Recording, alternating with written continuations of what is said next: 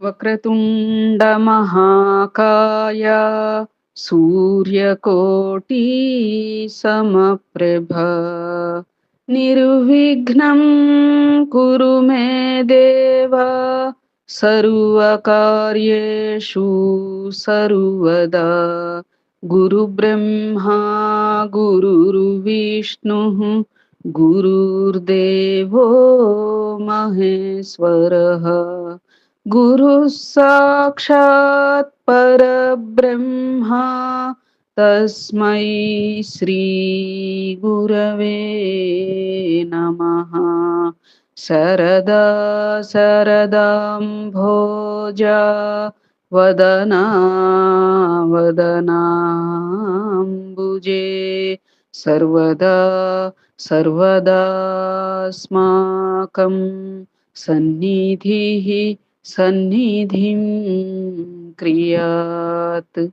ఓం గం గణపతయే నమః. సద్గురవే నమః. శ్రీ మహాసరస్వత్యై నమః. ప్రత్యక్ష పరోక్ష గురు బంధువులందరికీ కూడా మనము వైశాఖ పురాణం ద్వితీయోధ్యాయానికి చేరుకున్నామమ్మా. ప్రథమాధ్యాయ పరంగా వైశాఖ మాస స్నాన ఫలం అనేటువంటి అంశం రీత్యా సమస్త తీర్థజలాలు కూడా అంటే బాహ్య ప్రదేశంలో ఉన్నటువంటి జలాలు ఏవైతే ఉన్నాయో అవన్నీ కూడా సమస్త దేవతలను కూడా ఆవహించుకుని ఉంటాయి.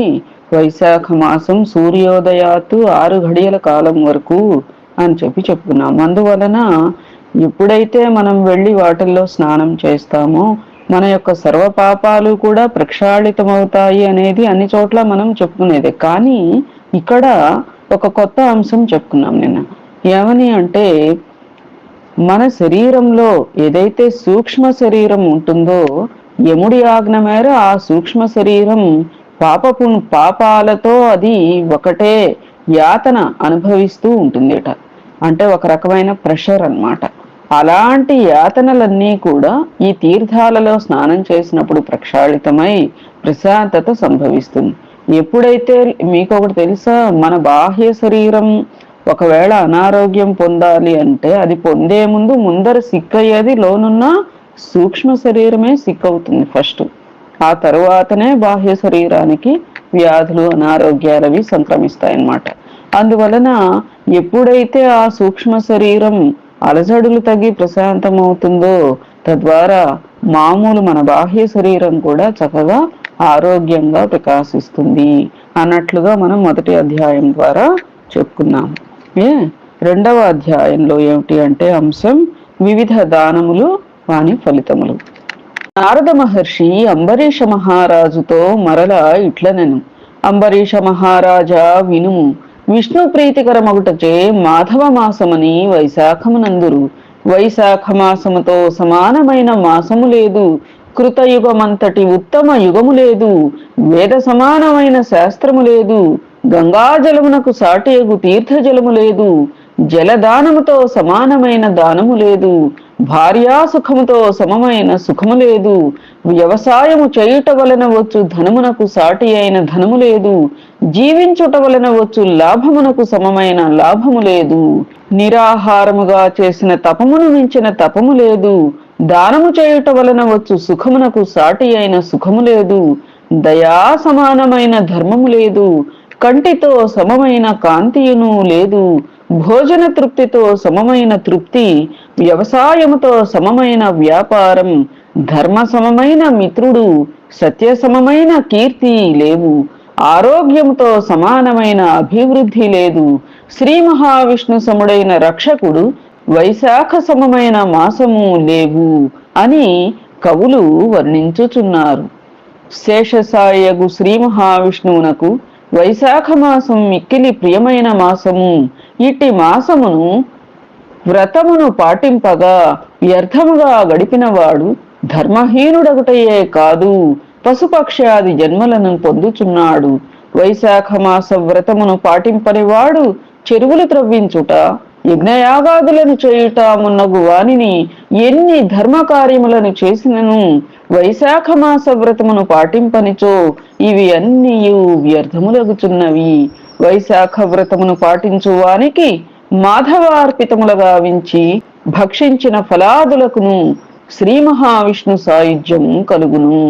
అంటే వైశాఖ వ్రతం పాటిస్తూ వాళ్ళు ఏవైతే నైవేద్యాలవి పెట్టేటువంటి భక్ష్యాలు ఫలాలు అవి ఉంటాయో, అంటే ఫలాలు భక్ష్యాలు సరే, ఫలాదులకు ఏమవుతుందిట, ఆ ఫలాలకి కూడా విష్ణు సాయుధ్యం కలుగుతుందిట. ఆ ఫలాలకి ఎట్లా కలుగుతుంది అంటే, ఆ ఫలాలు ఏ చెట్టు అయితే ఫలాలో ఆ చెట్టుకి కూడా, ఇప్పుడు చెట్టు జన్మ, అది కూడా జన్మే, స్థావర జంగమాలు అని చెప్పి అన్నారు కదా అమ్మ, అట్లా వాటలకి కూడా విష్ణు సాయుధ్యం కలుగుతుందిట మనతో పాటుగా. అధిక ధన వ్యయము చేయదగిన వ్రతములు ఎన్నియో ఉన్నవి. అట్లే శరీరమునకు క్లేశమును కలిగించు వ్రతములు ఎన్నియో ఉన్నవి.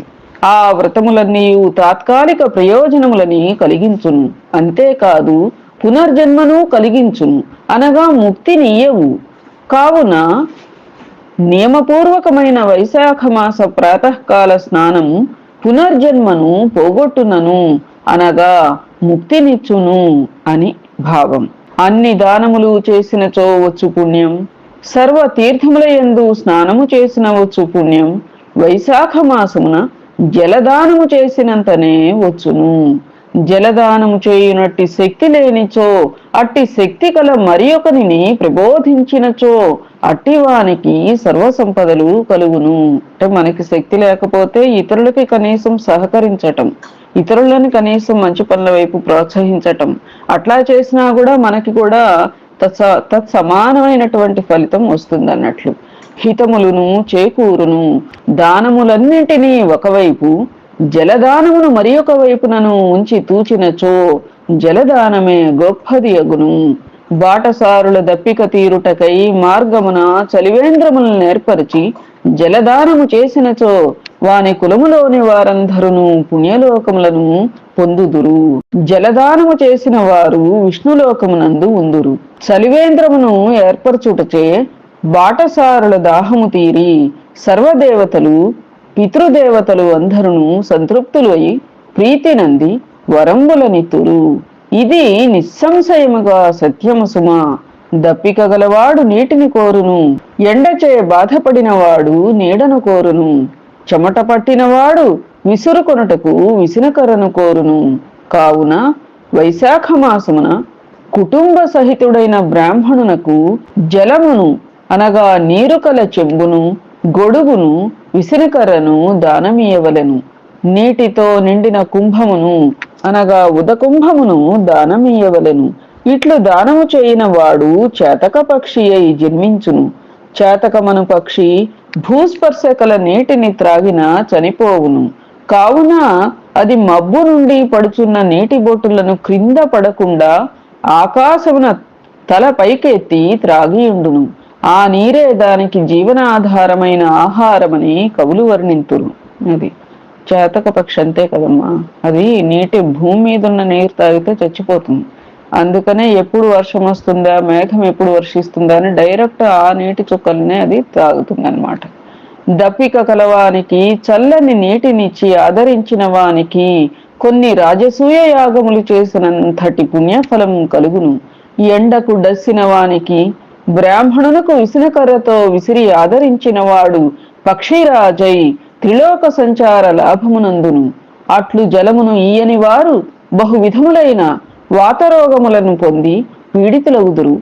ఎండకు డస్సిన వానికి విసురుటకు విసినకర్ర లేనిచో పైబట్ట అనగా ఉత్తరీయము వగైరాలతో విసిరినవాడు పాప విముక్తుడై విష్ణు సాయుధ్యమునందును. చేతిలో విసినకర్ర లేకపోతే గర్భాలను ఇట్లా చీర చెంగుతో విసురుతూ ఉంటారు చూడండి, లేదనంటే ఇట్లా ఉత్తరీయాలతో మగవారు అట్లా విసిరితే కూడా, పైబట్టతో విసిరితే కూడా పాప విముక్తుడై విష్ణు సాయుధ్యమును పొందును అన్నట్లుగా. పరిశుద్ధమైన మనస్సుతో భక్తితో తాటి ఆకు విసినకర్ర ఇచ్చినను సర్వపాప విముక్తుడై బ్రహ్మలోకమునందును. అలసటను వెంటనే పోగొట్టునట్టి విసినకర్రనియని వాడు నరకలోక బాధలను పొంది భూలోకమున పాపాత్ముడై జన్మించును. గొడుగును దానము చేసినచో ఆది భౌతిక, ఆది దైవిక, ఆధ్యాత్మిక దుఃఖములు నశించును. విష్ణుప్రియమైన వైశాఖమున గొడుగు దానమీయని వాడు నిలువ నీడలేని వాడై పిశాచమై బాధపడును.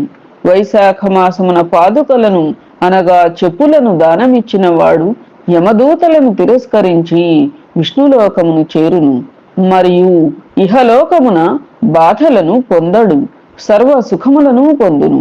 చెప్పులు లేక బాధపడువానికి, చెప్పులు లేవని అడిగిన వానికి చెప్పులను దానము చేసిన వాడు బహు జన్మలలో రాజగును. నిరాధారులకు బాటసారులకు ఉపయోగించునట్లుగా, అలసట తీరునట్లుగా మంటపము మున్నగు వానిని నిర్మించిన వాని పుణ్య పరిమాణమును బ్రహ్మ అయినను చెప్పజాలడు. అంటే అంత పుణ్యం అన్నమాట. మధ్యాహ్న కాలమున అతిథిగా వచ్చిన వానిని బ్రాహ్మణుని ఆహారమిచ్చి ఆదరించినచో అనంత పుణ్యం కలుగును. అంబరీష మహారాజా, అన్నదానము వెంటనే తృప్తిని కలిగించు దానములలో అత్యుత్తమం కావున అన్నదానముతో సమానమైన దానము లేదు. అలసి వచ్చిన బాటసారిని వినయ మధురముగా కుశలమడిగి ఆదరించిన వాని పుణ్యం అనంతం. ఆకలి గలవానికి భార్య, సంతానము, గృహము, వస్త్రము, అలంకారము మున్నగునవి ఇష్టములు కావు. అవి అప్పుడు ఆవశ్యకములు కావు. అన్నము మాత్రము ఇష్టము, ఆవశ్యకము. ఆకలేస్తుంటే ఇప్పుడు భార్య, సంపదలు, ఇవన్నీ గృహము, వస్త్రాలు, అలంకారాలు వీటన్నిటి మీదకి మనసు పోతుందా? పోదు. ముందర ఆకలి తీరాలి. కాబట్టి ఆకలి తీరినచో అప్పుడు వాటన్నిటి మీద కూడా ఇష్టం కలుగుతుంది. కాబట్టి అన్నమే ఆవశ్యకం అన్నట్టుగా. అందుకని అన్నదానమే అత్యంత విశేషమైన దానం అన్నట్లుగా.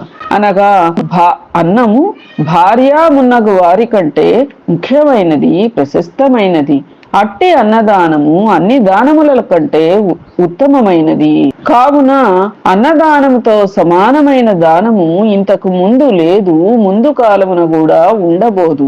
వైశాఖ మాసమున అలసిన బాటసారికి లేదా బ్రాహ్మణునికి జలదానము, ఛత్రదానము, వ్యంజన దానము, పాదుకాదానము, అన్నదానము మున్నగు వానిని చేయని వారు పిశాచమై ఆహారము దొరకక తన మాంసమునే భక్షించునట్టి దురవస్థను పొందుదురు. కావున అన్నదానము మున్నగు వానిని యథాశక్తిగా చెయ్యవలేము. రాజా, అన్నమును పెట్టిన వాడు తల్లిని, తండ్రిని తన ఆదరణ మున్నగు వానిచే మరిపించును. కావున త్రిలోకవాసులందరూ అన్నదానమునే సర్వోత్తమమైన దానమని మెచ్చుచున్నారు. జన్మనిచ్చిన తల్లిదండ్రులు కేవలం జన్మనిచ్చేది అన్నదాతలు మాత్రమే.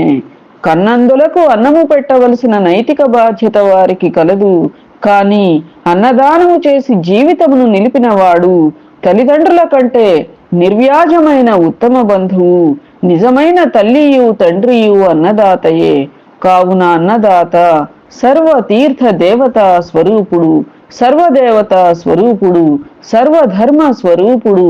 అనగా అన్నదానమున అన్ని తీర్థములు వానిలో చేసిన పుణ్యము, సర్వదేవతలు వారిని పూజించిన పుణ్యఫలము, సర్వధర్మములు అన్ని ధర్మములను ఆచరించిన ఫలము కలుగునని భావం.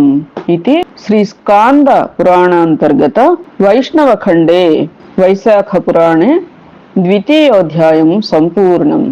ఏతత్ఫలం సర్వం సద్గురుచరణారవిందార్పణమస్తు. సద్గురవే నమః. శ్రీలక్ష్మీనారాయణాభ్యాం నమః.